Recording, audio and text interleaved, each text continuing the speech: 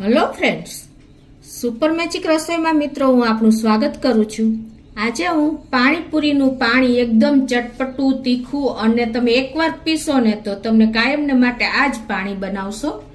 તો તમને ચોક્કસ આ વિડીયો ગમશે, ગમે તો લાઈક કરજો, શેર કરજો અને સબસ્ક્રાઈબ કરવાનું તો ભૂલતા જ નહીં। તો મિત્રો હવે પાણીપુરીના પાણીના ઇન્ગ્રેડિયન્ટ તમને ખ્યાલ જ હોય છે। તો એમાં જો મેં અત્યારે ફુદીનો એકદમ ફ્રેશ લીધો છે, ધાણા ભાજી લીધી છે, એ બંને મેં 2 થી 3 પાણીએ ધોઈ નાખ્યા છે એટલે એકદમ સરસ આપણો ક્લીન થઈ જાય। પછી લીંબુ લીધા છે, મરચા છે, આદુ છે અને મસાલામાં મિત્રો આપણે જો મરીનો પાવડર છે, શેકેલા જીરાનો પાવડર છે, આમચૂર પાવડર છે અને આપણે પાણીપુરીનો મસાલો છે, સંચર પાવડર છે, મીઠું છે અને હિંગ છે અને આપણે બુંદી લેશું। તો આટલા ઇન્ગ્રેડિયન્ટ આપણે લેશું અને તો બનાવવાનું ચાલુ કરીએ।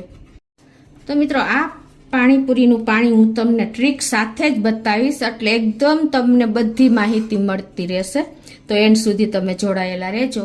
તો અત્યારે જો આ ફુદીનો અને ધાણા ભાજી મેં એકદમ ક્લીન કરેલું છે એટલે જ આપણે ઘરેનું પાણીપુરીનું પાણી એકદમ સરસ ફ્રેશ થાય છે। તો અત્યારે આપણે 1 મુઠ્ઠી ફુદીનો લેશું એટલે કે 1 વાટકો છે અને એની સામે મિત્રો આપણે 2 મુઠ્ઠી એટલે કે 2 વાટકી આપણે આખી જો આ ધાણા ભાજી છે ને એ લઈ લેશું। ડંઠલ સાથે જ લેવાની છે એટલે કેમ કે ડંઠલમાં જ જ્યુસ હોય છે, એકદમ કૂણી ડંઠલ હોય છે ને એટલે એને આપણે કટ નથી કરતા, પણ આ રીતે જ આપણે તોડીને નાખી દેવાની છે કેમ કે આપણે એકદમ સરસ ક્લીન કરેલી જ છે, માટી કે કાંઈ પણ કચરો નથી એટલે આ બધું આપણે અંદર જ મિક્સ કરી લેશું। જેટલું તમારે આ ગ્રીનરી વધારે હશે ને એટલું જ તમારું પાણી એકદમ સરસ ટેસ્ટી થશે। અને આપણે 2 ઇંચ જેવો આદુનો ટુકડો લઈ લેશું અને આ રીતે એને આપણે પીસમાં નાખી દેશું મિક્સર જારમાં જ। અને 4 થી 5 આપણે તીખી મરચી લઈ લેશું। પછી તમારે તીખાશ તમારા ઉપર ડિપેન્ડ હોય છે, તમે ઓછું તીખું ખાતા હો તો તમે 2 મરચી ઓછી કરી શકો છો। પરફેક્ટ મેં મેજરમેન્ટ બતાવ્યું છે મિત્રો। આપણે 2 કપ ધાણા ભાજી લીધી છે એટલે કે 2 બાઉલ ધાણા ભાજી લીધી છે, તો એની સામે આપણે 1 કપ ફુદીનો લીધો છે અને 4 થી 5 આપણે તીખી મરચી લીધી છે, 2 ઇંચ આદુનો ટુકડા લીધા છે મિત્રો। અને હવે આમાં આપણે છે ને 1 ટીસ્પૂન જેવું આપણે મીઠું નાખી દેશું, રૂટીન મીઠું જે આપણે ખાતા હોય એ જ। અને એમાં આપણે 1 ટીસ્પૂન જેવો સંચર પાવડર પણ નાખી દેશું। મિત્રો આપણે છે ને આમાં જે મસાલા તમે મિક્સ કરશો ને તો એકદમ મેશ થઈ જશે પાણી સાથે અને મસાલા આપણે ગ્રીનરી સાથે, એટલે આપણે અત્યાર સુધી શું કર્યું છે કે પાણીમાં સીધા જ મસાલા નાખ્યા છે, પણ જો તમે મિક્સર જારમાં નાખશો ને તો એકદમ તમારા પાણીનો ટેસ્ટ અલગ જ આવશે સરસ, તમે કાયમી આ જ રીતે બનાવતા થઈ શકશો। તો હું અત્યારે 1 ટીસ્પૂન જેવો મરી પાવડર પણ નાખી દઉં છું અને એમાં આપણે શેકેલા જીરાનો પાવડર આપણે 1 ચમચી જેવો મોટી ચમચી નાખી દેશું એટલે કે 1 ટેબલ સ્પૂન જેવો નાખી દેશું અને આમચૂર પાવડર પણ આપણે 1 ટેબલ સ્પૂન જેવો નાખી દેશું।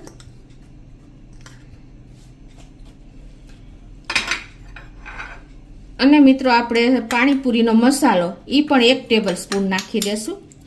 અને જો તમારે આમાં ચાટ મસાલો નાખવો હોય ને તો પણ એનો ટેસ્ટ પણ બહુ સરસ આવે છે। તો અત્યારે હું 1 ટીસ્પૂન જેવો ચાટ મસાલો નાખી દઉં છું કેમ કે આમાં ઓલ ઓવર બધું આવી જાય છે। તમારે પાણીપુરીનો મસાલો ન હોય ને તો પણ ચાલે, તમારે પાણીપુરીનો મસાલો ન હોય તો જો આપણે મરી પાવડર, આમચૂર પાવડર અને શેકેલા જીરાનો પાવડર નાખ્યો છે ને એ પણ તમારે પાણીપુરીના મસાલો જ કહેવાય, પણ તમારે એકદમ ટેસ્ટી અને ચટપટું મોઢાને એટ્રેક્ટ થાય ને એવું પાણી તમારે બનાવવું હોય ને તો આ બધું તમારે ઇન્ગ્રેડિયન્ટ ઉમેરવાના છે। અને હવે લાસ્ટમાં આપણે એમાં 1 થી 2 લીંબુનો રસ નાખી દેશું। પછી ખટાશ તમારા ઉપર ડિપેન્ડ રહે છે, મારે અત્યારે મોટા લીંબુ છે એટલે હું અત્યારે 2 મોટા લીંબુ નાખું છું કેમ કે જો આ લીંબુનો રસ તમે પાણીમાં જ નાખી દેશો ને તો તમે આને ક્રશ કરશો ને ત્યારે તમારું પાણી બિલકુલ કાળું નહીં પડે, કલર એવો ને એવો ગ્રીન જળવાઈ રહેશે। એટલે આ મેં તમને એક ટ્રીક જ બતાવી છે। આ રીતે અત્યારે હું મોટી સાઈઝના 2 લીંબુ નાખી દઉં છું અને હવે આમાં આપણે 1 કપ ઠંડુ પાણી નાખશું। ઠંડા પાણીના હિસાબે પણ તમારો કલર ગ્રીન એકદમ મેન્ટેન રહેશે. એટલે ખાસ તમે આ પણ નોટ કરજો. ઠંડુ પાણી પ્લસ લીંબુનો જ્યુસ આ બંને તમારે પીસવામાં જ નાખી દેવાના અને બધા મસાલા પણ તમારે પીસવામાં જ નાખી દેવાના. અને પછી તમે આ રીતે પાણી બનાવજો અને મને કોમેન્ટમાં જણાવજો મિત્રો કે તમને કેવો પાણીનો ટેસ્ટ અલગ જ આવ્યો હશે. તો હવે આને આપણે પીસી લેશું. તો જો આ રીતે આપણે બધા મસાલા અને ધાણા ભાજી ફુદીના સાથે બધું મરચા આદુ સાથે પીસી લીધું છે પાણી. અને જો આપણે પાણીનો કલર એકદમ ગ્રીન જળવાઈ રહ્યો છે, તમને ખ્યાલ આવી જતો હશે છે ને મિત્રો. હવે આમાં આપણે પાછું ઠંડુ પાણી નાખીને આ એકદમ સરસ ફેરવી લેશું મિક્સર અને પાછું આમાં આપણે પાણી નાખી દેશું. તો જો આ રીતે આપણે બધો મસાલો એટલે મિક્સરમાં જે ચોઈટો હોય એ બધો આવી જશે. જો મિત્રો આપણું પાણીનો કલર જોવો છે ને મેન્ટેન, જરા પણ આપણે એકદમ વધારે ગ્રીન નથી થયું, એકદમ લાઇટ કલર જળવાઈ રહ્યો છે. હવે તમારે જો આને મસાલા સાથે આ રીતે જ રાખવું હોય તો પણ ચાલે અને તમારે એકદમ સ્મૂધ પાણી કરવું હોય તો આને તમારે ગાળી લેવાનું, એટલે એકદમ સરસ તમારું પાણી થઈ જશે. તો અત્યારે હું ગાળી લઉં છું. તો હવે આ પાણીને આપણે આ રીતે મોટા ગયણામાં ગાળી લેશું, એટલે એકદમ આપણે સ્મૂથ પાણી તૈયાર થશે. મસાલો ગળાઈ જાય એટલે.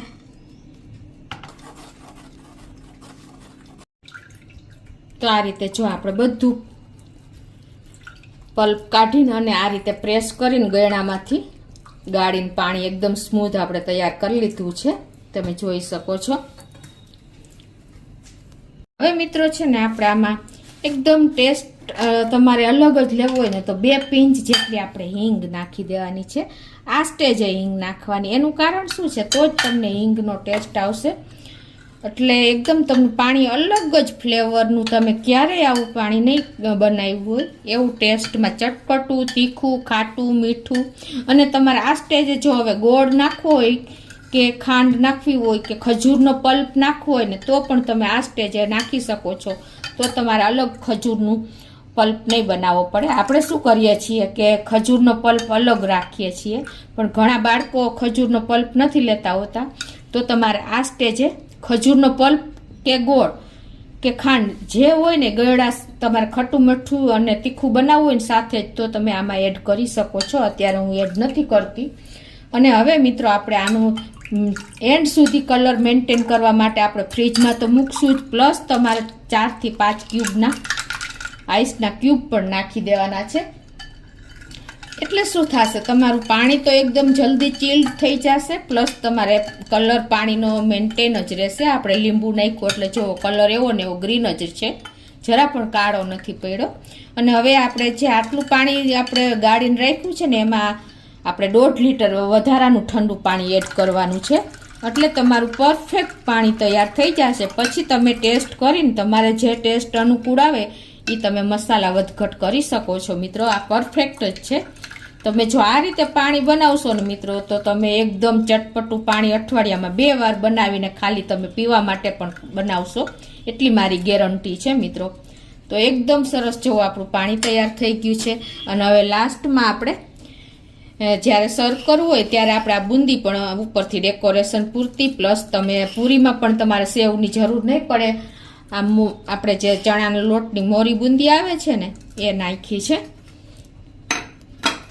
તો હવે આ ઉપરથી આપણે ડેકોરેશન પૂરતા જો આ રીતે ધાણા ભાજીના પાંદ મૂકીને અને તમે વચ્ચે આપણે જ્યારે સર્વ કરીએ છીએ ને ત્યારે તમે આ રીતે પણ કરી શકો છો મિત્રો.